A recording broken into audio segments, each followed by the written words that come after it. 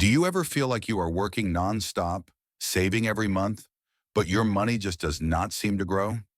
It can feel like you are pushing a massive boulder uphill and it barely moves an inch. Most of us assume that reaching the top 10% of wealth requires a six-figure salary, a booming business, or a massive inheritance. But the reality of wealth in America is often very different from what we see on social media. The surprising part is that you might already be closer to this elite group than you realize. However, the gap between the median household and the top 10% is still eye-opening. In this video, we are going to pull back the curtain on the real numbers behind net worth across every age group. We are going to look at what it actually takes to be considered wealthy today and why most people get it completely wrong. By the end of this discussion, you will understand exactly where you stand and, more importantly, how to change your financial trajectory. Let's start by defining what we are actually measuring. When we talk about net worth, we mean the total value of everything you own minus everything you owe. This includes your home equity, your retirement accounts, your savings, and your investments. It is the sum of your resources after all your debts like mortgages and car loans are paid off. For many people, the median net worth is the most realistic benchmark. The median is the midpoint, where half of the population is above and half is below.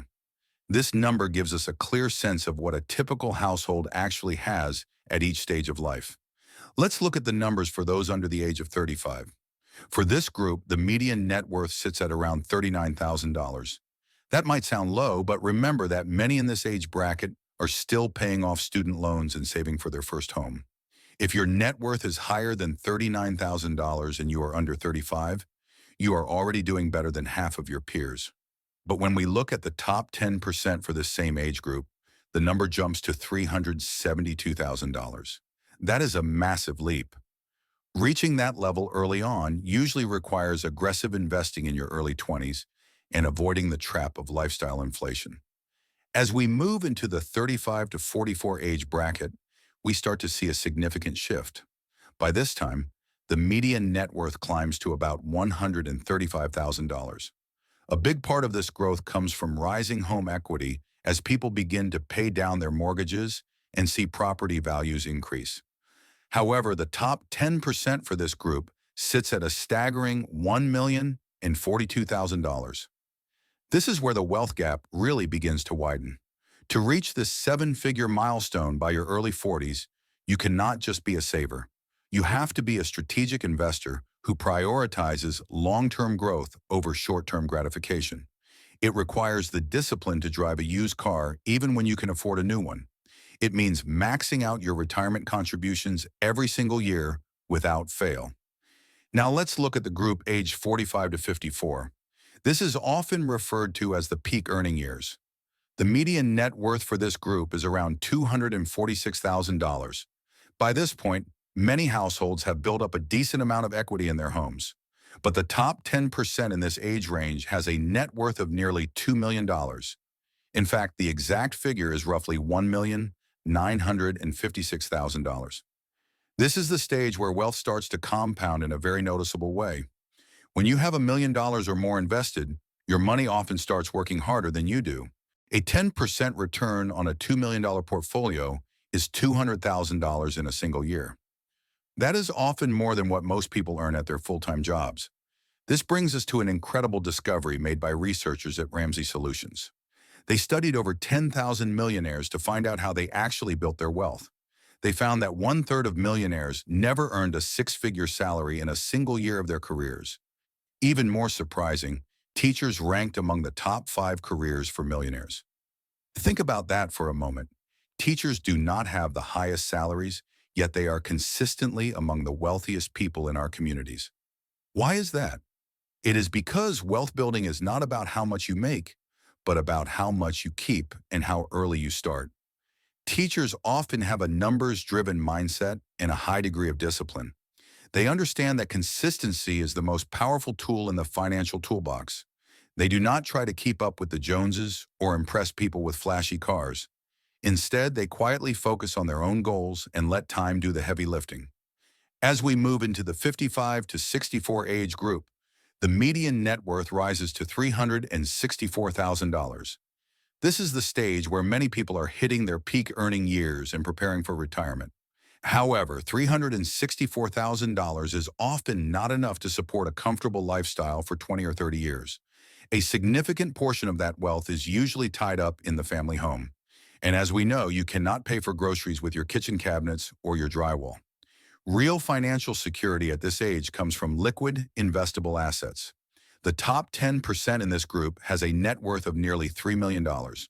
With a $3 million portfolio and a safe withdrawal rate of 4%, a household could generate $120,000 in annual income. Combine that with Social Security, and you are looking at a very comfortable and secure retirement. But why do so many households fall short of these numbers? The national savings rate in America typically hovers around 5%. 5% is simply not enough to build a secure future. It is the difference between surviving and thriving. Most people reach their 60s and feel behind because they prioritized today over tomorrow. They bought the new phone, upgraded the car, and took the expensive vacations while their future self went unfunded. But I want you to know that it is never too late to change your trajectory. If you are above the median net worth for your age right now, you are already ahead of half the population. That is a meaningful achievement that you should appreciate. It indicates that you have the habits and the choices that will compound over time. To move from the median to the top 10%, you need to focus on three key actions. First, you must eliminate high-interest debt that eats away at your ability to invest. Second, you need to increase your savings rate from 5% to 15% or more. And third, you must stay consistent even when the market is volatile or when growth feels slow. Remember that the first $100,000 is always the hardest. It is like building the foundation of a skyscraper. You spend a lot of time digging in the dirt and pouring concrete, and it looks like nothing is happening. But once that foundation is set, the building rises faster and faster with every floor.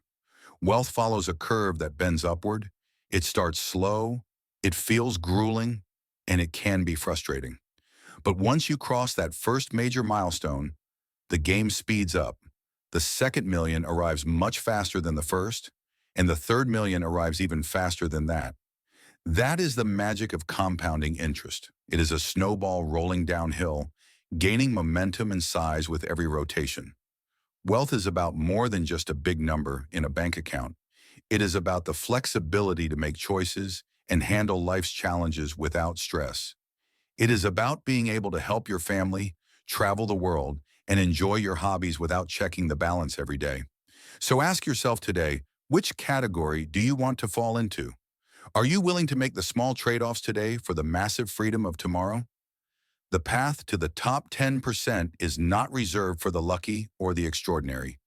It is open to anyone with a plan, a bit of discipline, and the patience to let time work its magic. I believe you have what it takes to reach your goals. Start where you are, use what you have, and do what you can. If you found value in this breakdown, please hit the like button and subscribe to our channel. We are dedicated to bringing you the data-driven insights you need to master your money. Thank you for watching, and I will see you in the next video.